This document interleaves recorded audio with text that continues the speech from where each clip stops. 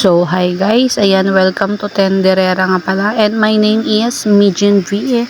So, for today's video guys, is tumigil nga pala kami dyan sa gilid kasi bumili nga ako ng Alaxan FR, pero hindi ko naman siya nainom. Nagbaon diba? Nga ako ng inumin ko kasi nga guys, yung ulo ko talaga parang puputok na, siguro malapit na ako magkaroon or what. Sabi ko nga sa pamangkin ko dyan na bumaba siya at i-video na ako, sabi niya nakakahiya daw, sabi ko pumunta siya sa gilid para mag-video, diba? Ang layo niya, mga bawal nga talagang magkasakit guys, kasi ako na lang talaga inaasahan sa bahay. Kahit sabi ko nga dyan sa pamangkin niya, tawid ka na dito pero tignan mo ko baka may sasakyan. At sana wish ko lang umepekto na agad yung Alaxan FR kasi nga talaga bawal magkasakit mga guys. At ang seste nga mga guys is yung aking sunglasses. Tingnan nyo naman daw yung effect, yung quality. Photochromic nga pala yan at saka anti-radiation. Alam nyo ba guys na sunglasses pa yan ni Mudra Kels? Dalawa nga yung sunglasses ko na yan guys, pero yung isa binigay ko kay Mudra Kels, pero nung lumawas kami dito sa Coron, Palawan, ewan ko ba kung saan ko siya nalaglag. At syempre mga guys, parang nasanay na yung mata ko sa sunglasses na to, kaya yung sunglasses ni Mudra Kels ko, hiniram ko,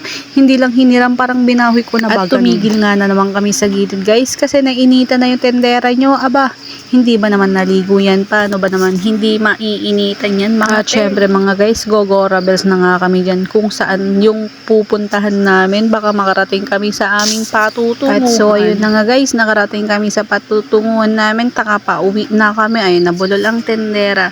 So eto pala guys, naglaglag nga kami ng coins para sa piso wifi kasi kailangan kong mag-edit at saka mag-upload dito. At kung makikita nyo guys yung lugar ng ate ko, sobrang liblib talaga ng lugar mga guys, tsaka ang hirap ng daanan. Nagpapalit-palit nga ako ng angulo dyan kasi parang angulo ng view, yung view ko yung nakikita nyo dyan sa likod ko guys, parang dulo na tayo ng walang hanggan. Yun pala yung papunta doon kay ate ko guys. O diba, tatahakin namin yan ng bonggang-bongga. Tingnan nyo naman daw yung so ayan yung tenderera nyo na mula sa Pangasinan lumawas dito sa Coron, Palawan. Kasi nga guys, meron mga pangyayaring hindi natin talaga lubos akalain na mangyayari. Maagang naulila sa amay ang mga pamangkin ko, kaya napaluwas kami dito ni Mudra. Eh syempre, to the rescue ang bunso sa atin niya at saka sa mga pamangkin niya. For the go gadget go mga so, guys. So ganyan pala yung atake ng sunglasses guys kapag nasa labas siya. Ayan, maganda yung kanyang atake.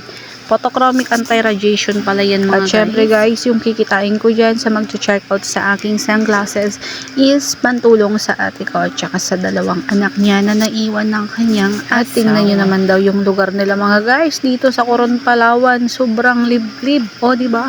Parang kapag titingnan mo, matatakot ka, pero in fairness, mababait yung mga people, mga tao dito. O, diba? Yung seste dito, guys, is yung sunglasses ko na photochromic. At hindi pa dyan nagtatapos, guys. Yung sa highway, syempre, aakyat pa ako dyan. O, tingnan nyo naman. Pahirapan talaga sa pagdadrive ang tendera. Pero no choice tayo, guys. Wala tayong ibang maaasahan, mga guys, kundi sarili natin. Kaya dapat kailangan ko talagang iakyat yung motor na yan. O, guys, galing na ako dyan sa baba. So ayan, hindi pa dyan natatapos guys, paakyat pa yan mga pe. Nung una nga pala nakakatakot, kinakabahan kasi akala mo baka may mga gorilla dyan sa taas. Hindi pala gorilla guys, unggoy daw meron, pero dun pa sa pinakataas. Gigil na ako dyan guys kasi nako, mag check out na kayo, sinasabi ko sa inyo. Yung sunglasses ko naman na yan, hindi talaga kayo magsisisi kasi sunglasses ko pa yan sa Pangasinan. At ito na nga guys, tatawid na naman ako sa dagat. Ay hindi pala, ilog ba yan? Ay hindi pala, batis. O diba, sa daanan namin is may batis. Pero in fairness, nabilib ako dito sa kawayan nila. Kasi tingnan nyo naman, napaka-street tsaka napakatangkad. O diba, sa kawayan talaga. Guys, din ako galing sa baba. So ito na nga guys, the moment of truth. Malapit na ako sa bahay ng ate ko. O diba, sa kalayo-layo ng lugar na pinanggalingan. So tatawid na tayo sa ilog.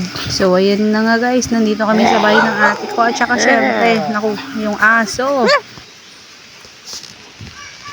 So ayan guys, dito nga yung kanilang lugar, yung sa taas, sa likod yan oh, bundok. So ang nakatira na dito sa kanilang bahay is si ate ko, yung dalawang anak niya, at syempre ako na nagpaiwan kasi umuwi na si mama ko sa Pangasinan. Iuwi na nga namin sana siya guys kasi wala na yung papa nila.